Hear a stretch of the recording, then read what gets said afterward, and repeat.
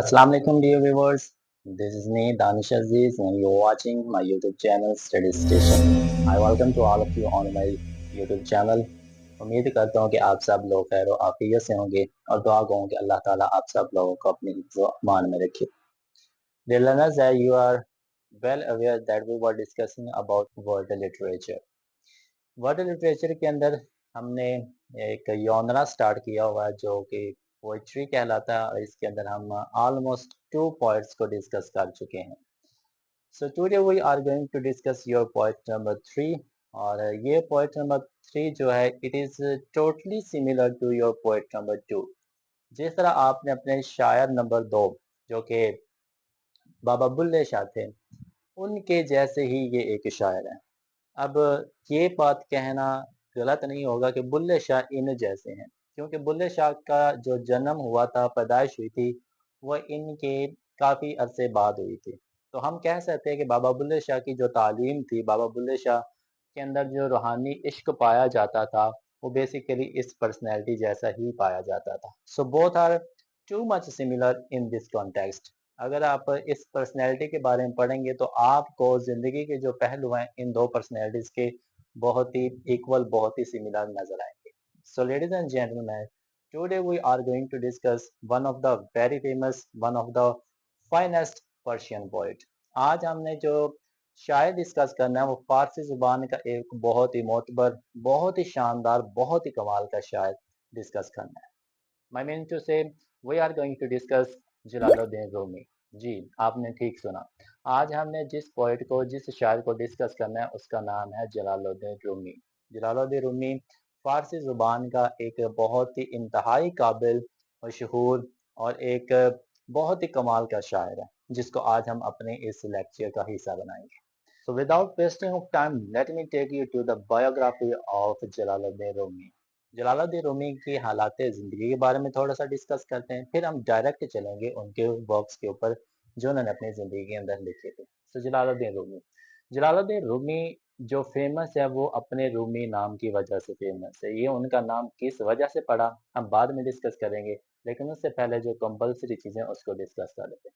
The real name, the full name of Jalaluddin Rumi was Muhammad Jalaluddin Muhammad Balkhi Rumi. Jalaluddin Rumi साहब का ये पूरा नाम है मोहम्मद जलालुद्दीन मोहम्मद बल्खी रूमी. मोहम्मद जलालुद्दीन रूमी साहब was born in 1207 in Balkh. Jalaluddin Rumi साहब 1207 को बल्ख मुकाम के अंदर पैदा हुए थे जिसकी वजह से इनको बल्खी कहा जाता है. बल्खी या बल्ख आजकल अफगानिस्तान के अंदर मौजूद है. जब ये 8 साल के थे इन 1215 तो मंगोल हमलों की वजह से इनको इस मुकाम को छोड़ना पड़ा जहाँ पे ये पैदा हुए थे और इनको एक और जगह पे माइग्रेट होना पड़ा जिस उस जगह को कोनिया के नाम से जाना जाता है. अब Konya basically was the part of Roman Empire. Konya की जो जगह है ये एक वक्त रोमन सल्तनत का हिस्सा हुआ करती थी जिसकी वजह से जलालुद्दीन रूमी साहब को रूमी कहा जाता है. होपफुली कि अब आपको पता चला होगा कि इनको बल्खी और इनको रूमी क्यों कहा जाता है. बल्कि इसलिए कहा जाता है क्योंकि ये बल्ख के अंदर पैदा हुए थे और रोमी इसलिए कहा जाता है क्योंकि जहाँ पे ये हिजरत करके गए थे कोनिया के अंदर वो एक वक्त में रोम सल्तनत का हिस्सा हुआ करता था जिसकी वजह से इनको रोमी भी कहा जाता है. और बेसिकली ये फेमस भी इसी वजह से हुए थे क्योंकि इन्होंने अपनी ज़िंदगी का एक बहुत बड़ा हिस्सा इस जगह पे गुजारा था. इनके जो वाला साहब है मोहम्मद बहाउद्दीन साहब वो बहुत ही अच्छे किस्म के स्कॉलर्स थे जिसकी वजह से जलालुद्दीन रूमी ने अपने फादर के फुट स्टेप को ही फॉलो किया.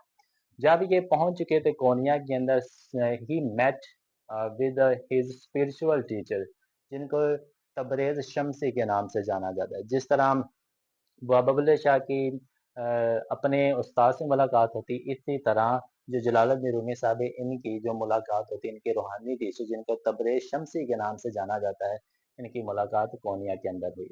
इन्होंने यहाँ से रूहानी सफ़र का आगाज़ किया यहाँ से शायरी का आगाज़ किया यहाँ से अपनी खुदा की तरफ पलटने वाली जो ज़िंदगी है वो अपने उस्ताद से मिलने के बाद की. जब उनसे मिले तो इन्होंने अपने वर्क्स को लिखना शुरू कर दिया. ही ऑलमोस्ट रोड 70,000 वर्सेस.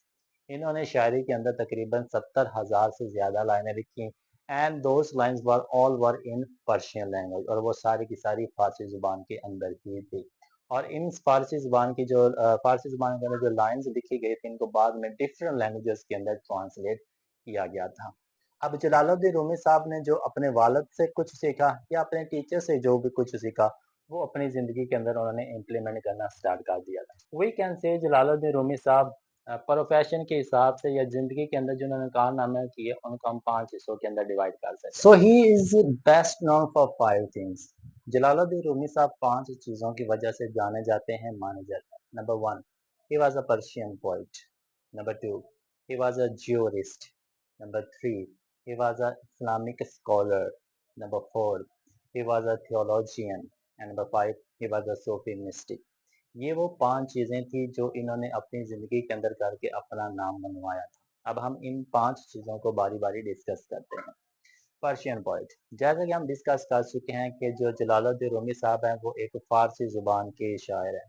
اگر آپ ان کے سارے ورکس کو دیکھیں گے جتنے بھی انہوں نے اپنی زندگی کے اندر لکھے, ان کی جو ٹوٹل اسٹرینتھ بنتی ہے, تعداد بنتی ہے, وہ 70,000 ورسز کے قریب بنتی ہے. اور وہ 70,000 جو ورسز تھی those were all in Persian language, وہ فارسی زبان کے اندر ہی تھی, جس کی وجہ سے ان کو پرشین پوئٹ بھی کہا جاتا ہے. جیورسٹ, جیورسٹ کہتے ہیں قانون ساز کو, وہ بندہ جو قانون کے حساب سے فیصلہ کرتا ہو, جس کو ہم قاضی بھی کہتے ہیں. He was a jurist. ان کے سامنے اگر کوئی معاملہ آ جاتا, کوئی کیس آ جاتا جس کا انہوں نے فیصلہ کرنا ہوتا, تو وہ حدیث, فقہ اور اسلامی قوانین کو دیکھ کے اس بندے کا فیصلہ کیا کرتے تھے, جس کی وجہ سے ان کو جیورسٹ بھی کہا جاتا ہے. اسلامک اسکالر, اسلامک اسکالر اسلام کی تعلیمات دوسروں تک, اسلام کی ٹیچنگ دوسروں تک پہنچاتا ہے. He had so many followers, ان کے بہت زیادہ شاگرد بھی تھے, and still they have, اور ابھی تک بھی ان کی تعلیمات پہ عمل کر کے اس دنیا کے اندر سرخرو ہو رہے ہیں. تو انہوں نے لوگوں کو قرآن کی تعلیم, حدیث کی تعلیم اور سنت کی تعلیم بھی دی تھی, جس کی وجہ سے ان کو اسلامک اسکالر بھی کہتے ہیں. دین تھیولوجین, تھیولوجین کہتے ہیں وہ بندہ جو کسی بھی دین کو, کسی بھی فقہ کو, کسی بھی مذہب کو بڑی ہی گہرائی سے مطالعہ کرتا ہے, اس کو تھیولوجین کہتے ہیں. سو جلال الدین رومی واضح تھیولوجین, کیونکہ انہوں نے اسلام کو بڑی ہی گہرائی سے, فقہ کو بڑی ہی گہرائی سے اور اس دین کو بڑی ہی گہرائی سے اس کا مطالعہ کیا تھا. لاسٹ ون, صوفی مسٹک. صوفی مسٹک کون ہوتا ہے؟ صوفی مسٹک بیسیکلی ایک درویش بندہ ہوتا ہے. وہ درویش بندہ جو اللہ تعالیٰ کی تلاش میں نکل پڑتا ہے, وہ بندہ جو اپنی دنیاوی محبت سے چھٹکارا حاصل کر کے خدا کی محبت کے اندر آ جاتا ہے, عشق مجازی سے دور چلا جاتا ہے اور عشق حقیقی کی طرف آ جاتا ہے. جس کو اللہ کی لو لگ جاتی ہے وہ درویش بن جاتا ہے, اور اس کو صوفی مسٹک کہتے ہیں. So these are the 5 thing جس کی وجہ سے جلال الدین رومی بہت زیادہ مشہور ہو گئے تھے. اب آپ کو ان تمام چیزوں کا پتہ چل گیا کہ جلال الدین رومی صاحب کون تھے. تو اگر ہم ان کی بکس کی طرف دیکھیں تو ان کی 5 فیمس بکس ہیں. ان میں سب سے پہلی کا نام ہے مثنوی. مثنوی جلال الدین رومی صاحب کی سب سے مشہور کتاب ہے. پھر آتی ہے دیوان شمس, جو انہوں نے اپنے استاد شمس الدین تبریزی صاحب کے لیے لکھی. پھر دیوان کبیر, کبیر صاحب بھی ان کے ایک استاد تھے جن کی نظر انہوں نے یہ کتاب کو دی. پھر ایک ان کی بک آتی فی ہی ما فی ہی, it is one of the finest book I have ever read. بہت ہی کمال کی, بہت ہی شاندار یہ قسم کی کتاب ہے. اور آخری کتاب انہوں نے لکھی تھی مکتوبات رومی, جن کے اندر آپ کو ان کی کہاوتیں وغیرہ بھی ملتے ہیں. So these are the 5 collection of books جو انہوں نے اپنی زندگی کے اندر لکھی تھی. اور ان کی جو ڈیتھ ہوتی ہے وہ 1273 1273 کے اندر کونیا کا جو مقام ہے یہیں پہ ان کی موت ہو جاتی ہے. آپ کو بتایا کہ انہوں نے 5 قسم کی کتابیں لکھی, اور ان 5 جو فیمس ہے, اس کے علاوہ ان کی بہت سی کتابیں ہیں جن کے اندر 70,000 کے قریب جو ہے وہ ورسز ہیں. تو انہی ورسز کو ہم نے اپنے اسی ویڈیو کے اندر, یا آپ کا جو سلیبس کا پارٹ ہے ان کے اندر ڈسکس کرنا ہے. So let me take you to the one of the finest work. آج جو ہم نے ان کی نظم ڈسکس کرنی ہے وہ ایک بہت ہی مشہور چھوٹی سی بالکل نظم ہے. چھوٹی ضرور ہے لیکن اندر جو پیغام دیا گیا, میسج دیا گیا نا, وہ آپ کی زندگی کا نچوڑ ہے. اس پوئم کا جو ٹائٹل ہے وہ ہے اسٹون آئیڈائز. اسٹون آئیڈائز کا مطلب کیا ہوتا ہے؟ اگر ہم ان کے ڈکشنری میننگ کی طرف دیکھیں, اسٹون ایک پتھر, آئیڈائز میں مرتا ہوں, ایک وہ پتھر جس کے لیے میں مرتا ہوں. What does it mean? اس کا مطلب کیا ہوتا ہے؟ اب اس فارم کو سمجھنے کے لیے you must have knowledge of 2 things, ایک اسپرچول جرنی کا اور ایک ٹرانسفارمیشن کا. یہ 2 چیزوں کا آپ کو علم ہونا چاہیے, پھر ہی آپ اس نظم کو اچھے طریقے سے سمجھ سکتے ہیں. यू नो वेरी वेल कि जिंदगी के अंदर अगर आप कोई मुकाम हासिल करना चाहते हैं, you must have to pass some stages. जब तक आप उन स्टेजेस को अबूर नहीं करेंगे, आप जिंदगी के अंदर कोई मुकाम हासिल नहीं कर पाएंगे। स्पिरिचुअल जर्नी तक पहुंचने के लिए भी आपको कुछ स्टेजेस को अबूर करना पड़ता है, कुछ स्टेजेस को पार करना पड़ेगा। अगर आप उन स्टेजेस को अबूर नहीं कर रहे, you will never ever get the divine love. तो आप इश्क हकीकी तक कभी भी नहीं पहुंच सकते। तो इस नज़म को पढ़ने के बाद आपको पता चलेगा कि एक ट्रांसफॉर्मेशन किस तरह से होती है। इश्क मजाजी से इश्क हकीकी तक पहुंचने के लिए आपको किन किन स्टेजेस को अबूर करना पड़ता है, वो इस एक स्टैंजा के जरिए आपको पता चल जाए। Number and next thing is that कि इस नज़म को पढ़ने के बाद आपको पता चलेगा कि ज़िंदगी क्या है, मौत तक का जो सफ़र होता है वो क्या चीज़ है। ये सारी चीज़ें जो आपको मिलेंगी, रूहानी सफ़र की, ज़िंदगी का सफ़र, मौत तक का सफ़र, transformation, each and everything you will get only in one stanza. आपको इस पोएम के एक ही स्टैंजे के अंदर ये सारी चीज़ें मिल जाएंगी। वो पोएम कौन सी है, वो स्टैंजा कौन सा है, let discuss that stanza. A stone, I died and rose again, a plant. A plant, I died and rose an animal. I died an animal and was born a man. Why should I fear? What have I lost by death?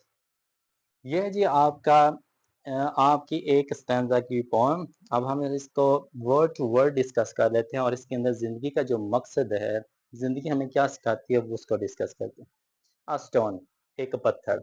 जब एक पत्थर को देखेंगे तो आपको बड़ा ही बेहिस नजर आएगा, जिसके अंदर जान नहीं होती, मुर्दा होता है। आई डाइड, वो मरता है।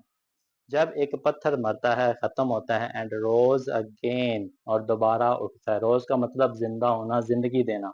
अगेन, दोबारा अ प्लांट, तो उसके अंदर से एक पौधा निकलता है। एक पत्थर की मौत होगी तो एक पौधे की जिंदगी आएगी। मीन्स कि एक बेहिस से एक हिस्स वाली जिंदगी आना। स्टोन के अंदर जिंदगी नहीं पाई जाती, पौधे के अंदर हरकत पाई जाती है। आ प्लांट, एक पौधा। आई डाइड, मैं मरता हूँ या मैं मरता हूँ। एंड रोज, और उठता है। एन एनिमल, एक जानवर। जब पौधे की मौत होगी तो उसके अंदर से एक जानवर पैदा होगा। आई डाइड, मैं मरता हूँ। एन, मैं मारता हूँ। एंड एनिमल, एक जानवर को। And was born a man, तो एक इंसान की पैदाइश होती है। अब चार चीजों की ट्रांसफॉर्मेशन आपके सामने आ गई। स्टोन से प्लांट, प्लांट से एनिमल, और एनिमल से इंसान। वाई शुड आई फेयर, तो मैं डरूं किस चीज के, मुझे डर किस चीज का है। What have I lost by that, जो इन चीजों की मौत हुई उसके अंदर खोया क्या है। जी डी व्यूअर्स, तो ये थी एक स्टैंजा की पोएम, मीनिंग टू मीनिंग। अब इस नज़म के लिखने का मकसद क्या है। There is only one objective, one motive of this poem. अब देखिए जी, आपने देखा होगा एक स्टोन से एक प्लांट बना, एक प्लांट से एनिमल, एनिमल से मैन। मीन्स कि एक चीज की मौत हो रही है और एक चीज की जिंदगी बन रही है। अब इस नज़म का बेसिकली जो मकसद होगा, एक ट्रांसफॉर्मेशन थी। अब ट्रांसफॉर्मेशन का असल मकसद क्या है कि जब एक चीज मरती है, खत्म होती है, इट डजंट मीन कि उसका वजूद खत्म हो गया, नहीं। जब एक चीज का इख्तिताम होता है तो बेसिकली उस का दूसरी तरफ एक जन्म भी हो रहा होता है। और उसी चीज का जब जन्म होता है तो वो एक खूबसूरत अंदाज से, वो एक बहुत ही प्यारे और एक उससे अच्छे अंदाज में उसका जन्म होता है। जब एक चीज मरती है तो वो बिल्कुल खत्म नहीं होती, बल्कि वो एक नए अंदाज से उठाई जाती है, और जिस नए अंदाज से वो उठाई जाएगी वो पिछले अंदाज से काफी अच्छी होगी, काफी प्यारी होगी, काफी खूबसूरत होगी। So this is all about this stanza, this is all about this point, a stone I dies.